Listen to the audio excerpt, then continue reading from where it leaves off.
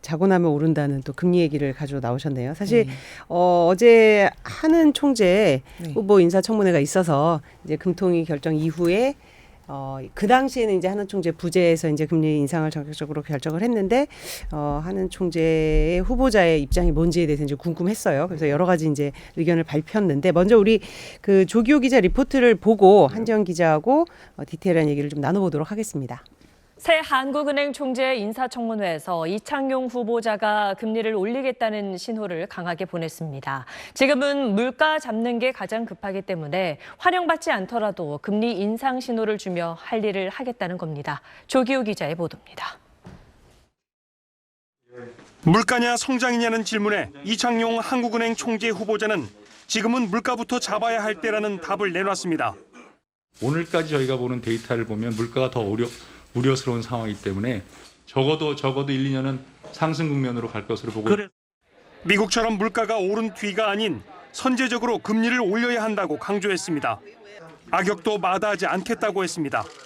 인기는 없더라도 시그널을 줘서 물가가 더 크게 올라가지 않는데 전념을 하도록.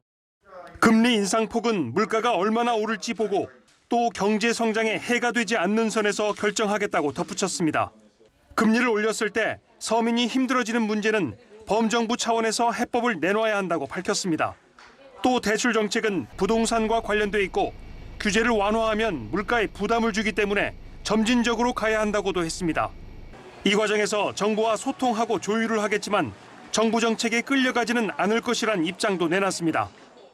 이 자리를 빌어 새 정부의 비전을 공유하겠다는 다짐 같은 게 필요하다라고 보는데 어떻게 생각하십니까? 객관적인 자료에 의해서 가장 좋은 정책을 제안하는 것이 어느 정부에 관계없이 그 정부에 많은 도움을 주고 국가에 도움을 준다고 생각합니다.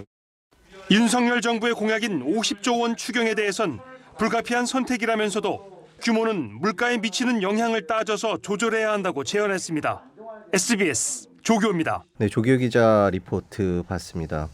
그러니까 뭐 인기가 없어도 금리를 인상할 것이다 이런 그러니까 인기 없어도라는 표현은 아마 우리 이제 가계비 규모를 봤을 때 이 이자 부담이 얼마나 클지에 대한 우려까지도 여기 이제 포함된 말인 것 같아요.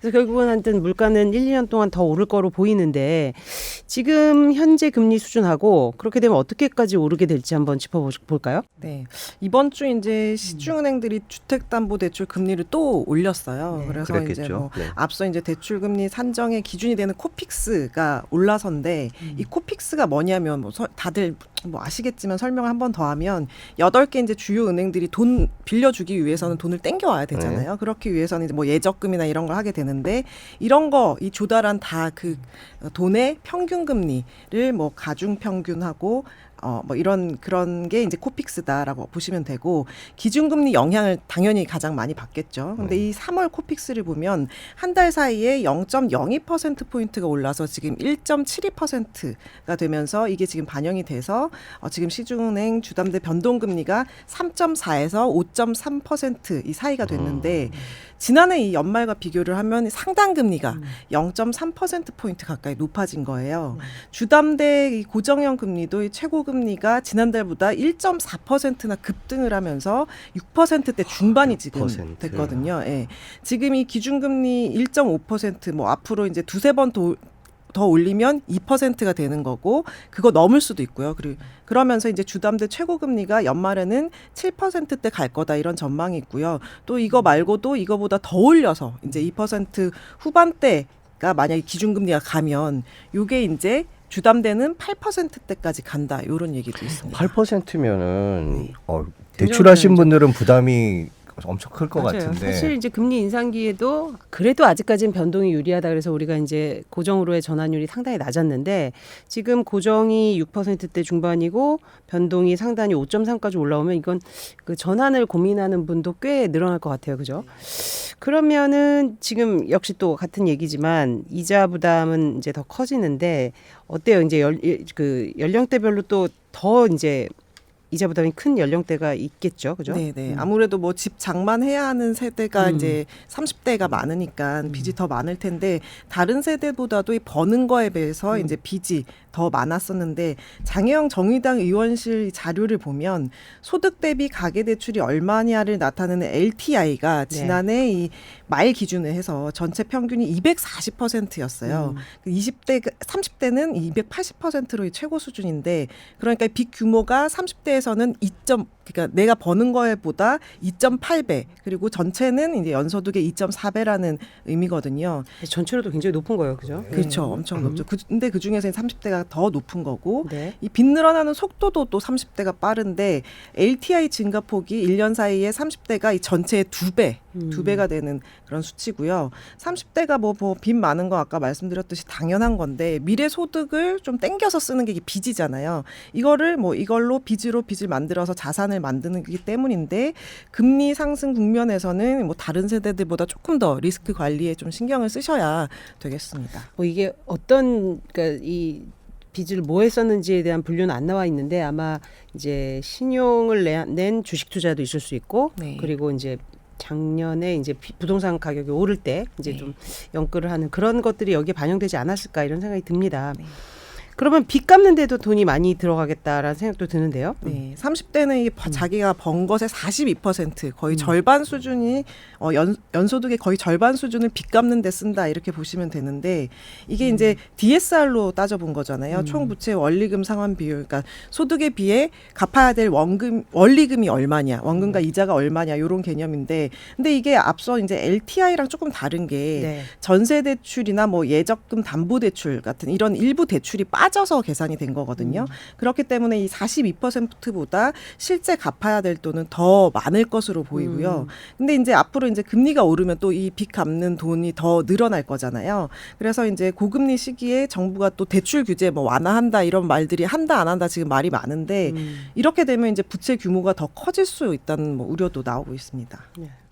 결국에는 빚의 규모도 중요하지만 연체율 같은 것도 눈여겨봐야 될 텐데 지금 상황은 어떤가요? 지금 이제 제2금융권에서 고금리 대출받은 2030이 취약 차주 연체율이 크게 지금 증가를 하고 연체율이 있거든요. 증가한다고요? 네, 연체율이 제2금융권이니까 제2금융권을 봤을 때 이게 뭐 김수흥 민주당 의원실 자료인데 취약 차주라고 하는 게 이제 다중 채무자 그리고 저신용자 같은 대출자를 말을 하는 거잖아요. 이 가운데서 이제 2030 연체율이 약 10%나 돼서 이 전년 대비 각각 2.3%포인트 높아진 수준인데요.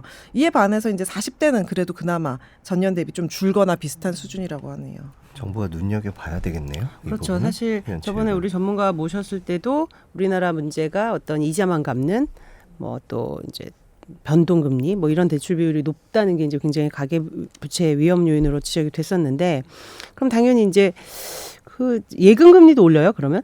그렇죠. 기준금리 올라갔으니까 이제 조금 올릴 거 아니에요. 또 쥐꼬리만큼 올리는 건. 쥐꼬리라는 쥐꼬리. 네네. 쥐꼬리. 찔끔 올렸는데 뭐 이제 기준금리 올린 지 3거래일 만에 이제 반영을 해가지고 5개 이제 은행이 예적금 금리를 다 올렸어요. 그래서 어제 뭐 우리은행이나 농협은행 같은 경우도 이제 예금 금리 올렸고 전날에는 또 국민신한 뭐 하나은행이 올렸는데 최대 0.3에서 0.4% 사이로 이제 최대가 그렇게 올렸다고 얘기를 했는데 사실 이게 0.3%에서 0.4% 올린 그 상품을 잘 보기가 쉽지 않잖아요. 그 실제로 이제 계산을 해보니까 다 이유가 있었습니다. 실제로 계산을 해보니까 평균 인상폭, 실제 인상폭은 0.25%포인트로 이제 찔끔 올렸거든요. 인상된 금리가 적용됐다는 상품이 은행별로 다 다르지만 많게는 39개 정도 되는데 여기에 이제 허수가 좀 있습니다. 근데 이게 최대 뭐 인상폭을 적용한 거는 한두 개밖에 안 되는 수준이고 또 상품들을 보면 이 주택 청약 관련 예적금이나 수시 입출금 통장 이런 것도 다 포함이 돼 있고요. 또 일반 고객이 가입할 수 없는 이 특화 상품도 다 끼워 넣었어요. 그래서 보면 사진을 좀 보시면 예를 들어서 뭐 학생 자유로 우대 학생 적금처럼 학생들만 들 수 있게 한다거나 다음 사진을 보시면 뭐 군인들만 뭐 군인 행복 적금 이런 것들을 다 이제 포함돼서 이 숫자를 얼마 올랐는지 이제 얘기를 한 거기 때문에 이런 거 빼고 이제 개인 대상만 추려서 계산을 해봤더니 이제 2%대가 나오더라 이런 거거든요. 예, 마지막으로 도움되는 정보 하나 알려주신다고요? 예. 이게 약간 멀스터치랑은 조금 안 어울리는데 그래도 생활상 네. 되게 필요한 정보인데 네. 직장인들 지금 보고 계시는 직장인들이 되게 좋아할 만한 뉴스예요. 네. 그동안 이제 비대면 거래로 은행들이 점포를 네. 막 줄여 나가고 있었잖아요. 네. 근데 지금 반면에 운영 시간을 늘리는 은행들이 속속 나오고 있습니다.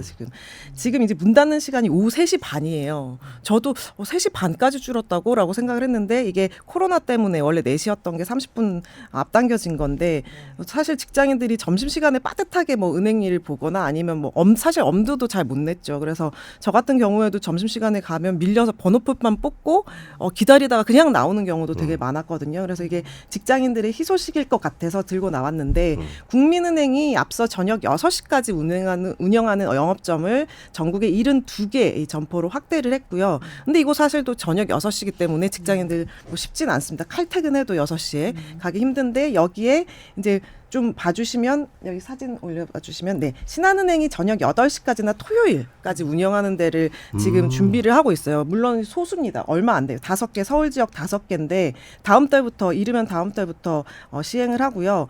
근데 영업점 이 창구에서 할 수 있는 건 아니고 이 사진 다른 사진을 보여주시면 저렇게 디지털 데스크라는 걸 활용을 해서 저기서 화상 상담 안에 있는 직원들이랑 화상 상담을 하고 하는 그런 창구 그런 디지털 데스크를 활용해서 이게 이제 창구에서 하는 업무의 90%를 처리를 할 수 있다고 하더라고요. 그래도 직장인이 많은 지역이네요. 강남, 여의도, 디지털, 그죠? 네. 가산단지. 저 디지털 키오스크 처음 나왔을 때 제가 리포트했던 기억이 있는데 아. 저기 대출은 안 됩니다. 예, 그렇죠. 예, 대출은 대출은 심사의 영역이니까. 심사의 영역이기 네네. 때문에 내야 될 서류도 많고 대출은 안 되고 나머지는 아마 저게 등록을 해야 될 거예요. 뭐 생체 등록이나 뭐 이런 거 해서 네네. 자기 인증을 하면 이제 거의 대부분의 은행 업무를 볼 수 있다. 이렇게 자랑을 했었던 건데 지금도 유효한지는 모르겠습니다. 지금 나온 지 한 4년, 5년 된 것 같은데요. 또 직접 리포트를 하셔가지고 이렇게 처음 나왔을 설명을. 때 생체 인증 때문에 했었던 기억이 그때보다는 좀 있습니다. 나아졌겠죠. 네, 많이 나아졌을 것 그때 같은데요. 잘 인식 못 해갖고 약간 네. 뭐 그러기도 했었는데 많이 좋아졌겠죠. 네, 하여튼 신한은행이 시작을 했고 아마 반응이 괜찮으면 유사 은행들도 이제 비슷하게 하지 않을까라는 생각이 드는데요. 진짜 이제 편리하자고 해서 다 디지털 되지만 비대면 되지만 또 대면으로 해야 될 업무가 있는 경우에는 그렇죠. 사실 이런 소구가 있을 것 같습니다. 네. 네, 필요하신 분들 정보가 되길 바라고요. 오늘 저희가 한재영 무슨, 기자. 예, 신한은행과 특별한 관계가 있는 건 그런 건 아니고요. 아닙니다. 네, 예. 전혀 그렇지 않습니다. 네. 네. 네, 오늘 한재영 기자 도움되는 소식 감사합니다. 고맙습니다. 감사합니다.